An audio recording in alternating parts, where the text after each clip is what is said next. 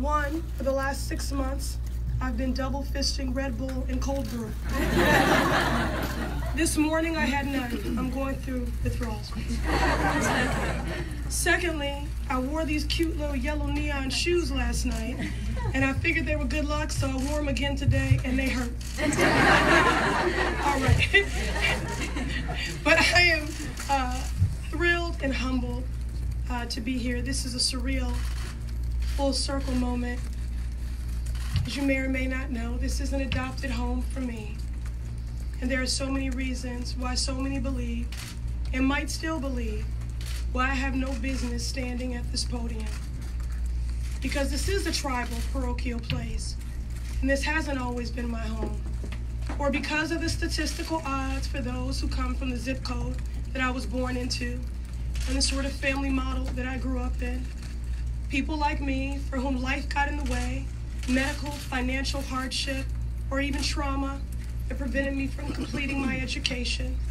People who thought my name was too funny sounding and I shouldn't be wearing my hair in braids. I, thanks to the love of a woman who I have to bring into this place, a proud Democrat, the woman who gave me my roots and my wings, who loved me so fiercely, even in the midst of her own hurt, in a society and a world where she was often marginalized, rendered invisible, people promoted over her, indignities that she endured in the workplace and simply in the world. And yet, she made sure that I was never cynical about humanity, that I kept steadfast to the hope of our world, and more importantly, to the promise of the Democratic Party. My mother was a super voter. There are many reasons in our lives that we felt invisible and voiceless, but my mother made sure I knew that on election day, we were powerful, and I believed her.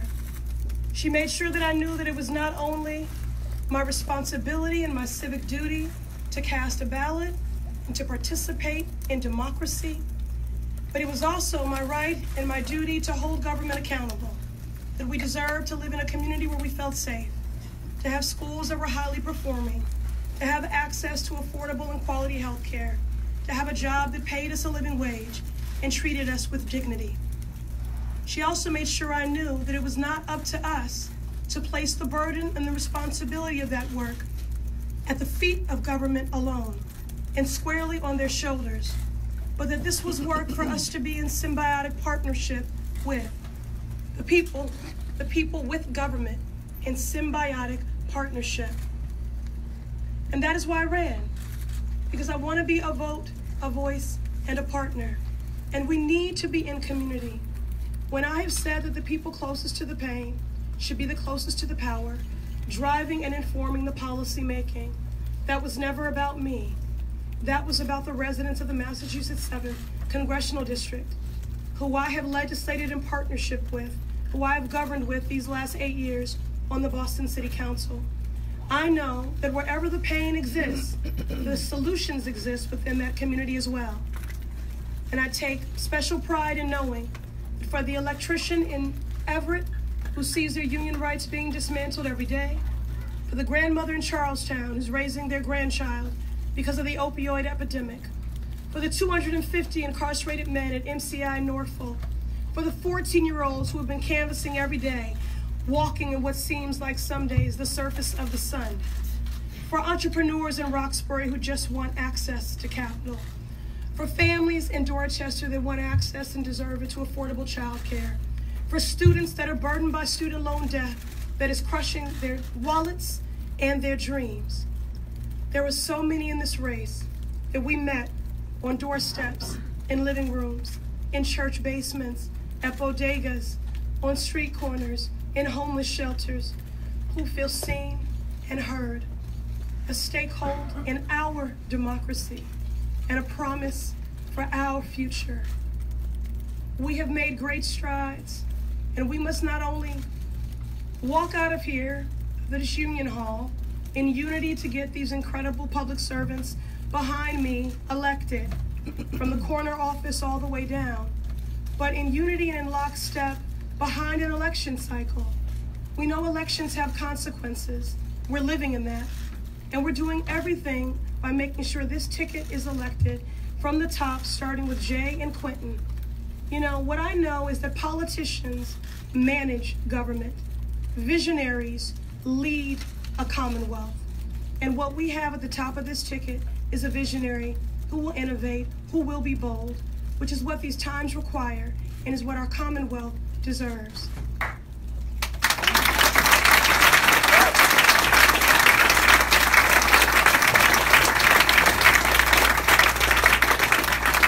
I'm proud to stand here. I'm humbled to stand here. This is a full circle moment in so many ways.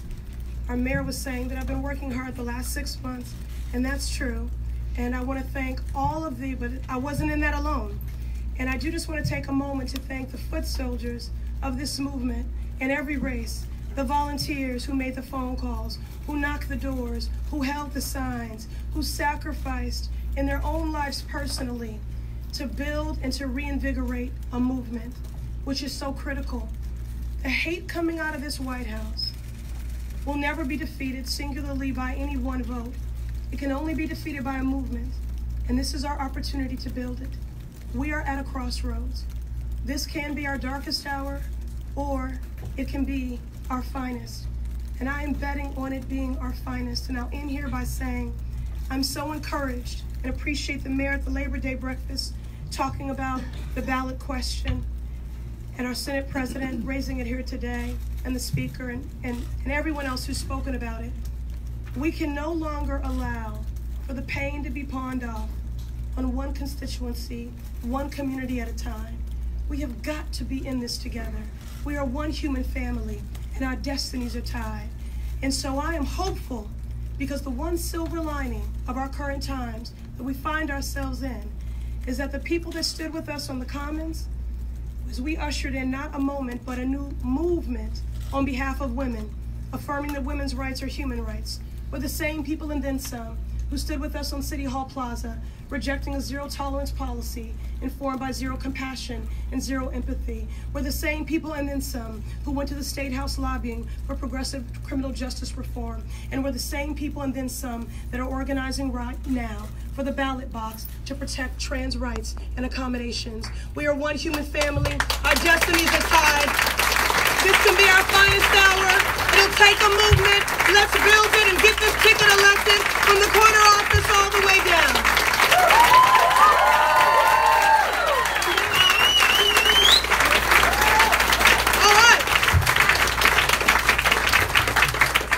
All right. And with that being said, I want to introduce and bring to the mic our gubernatorial Democratic nominee, that visionary, bold, innovative leader that I was talking about, Jay Gonzalez.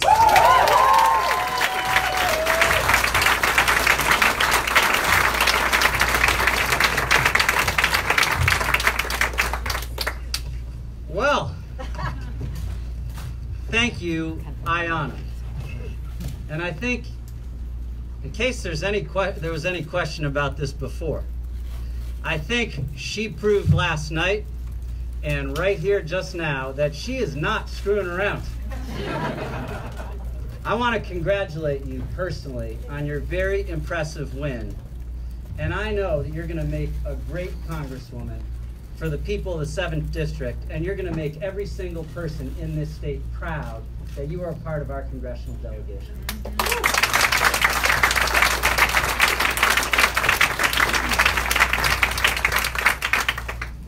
I've just decided the first thing I'm going to do as governor is mandate that all podiums have to be a certain height going forward. I want to thank all of my fellow Democrats here today for their support for my campaign for governor. I particularly want to thank Bob Massey and Jimmy Tingle for being here today. It says a lot about them, and I'm glad to be joining forces with both of you and all of your supporters in furtherance of the ambitious progressive agenda that we all are fighting for. So thank you.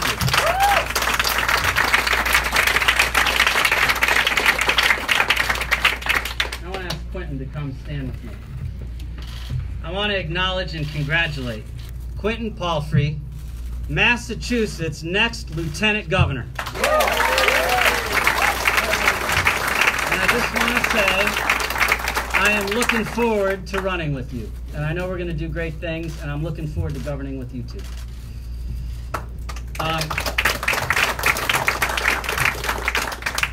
I am proud to stand in unity with this group of leaders who fight day in and day out for the values of the Democrats, the Democratic Party.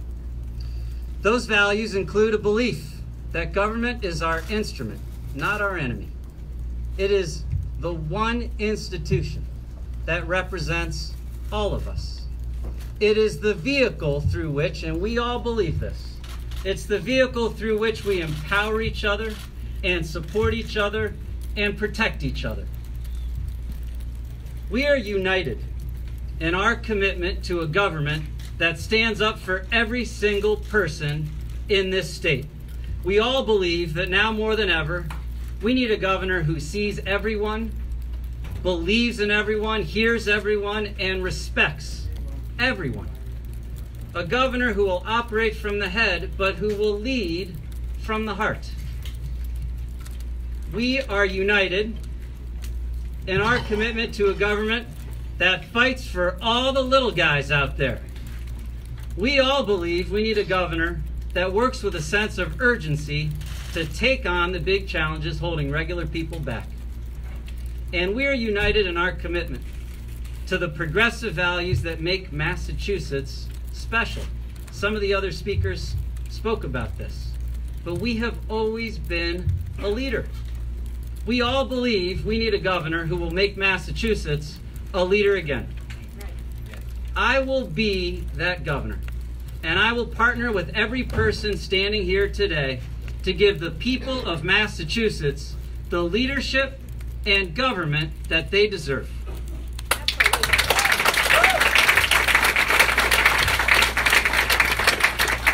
Now, I want to say a word about last night.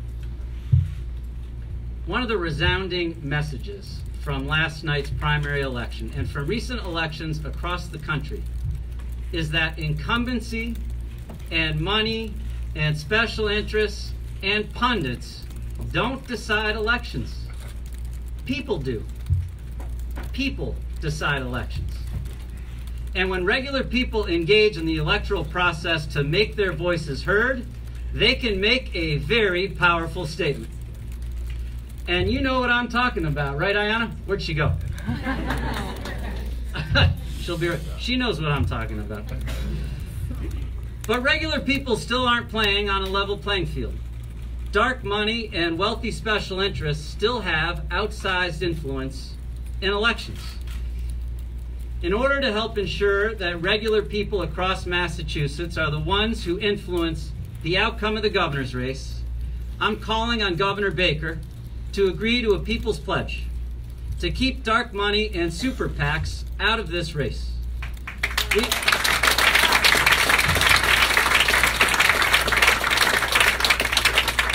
We are standing in Senator Elizabeth Warren's office right now. She was the first to initiate the People's Pledge. It was the right thing to do then, and it is the right thing to do now.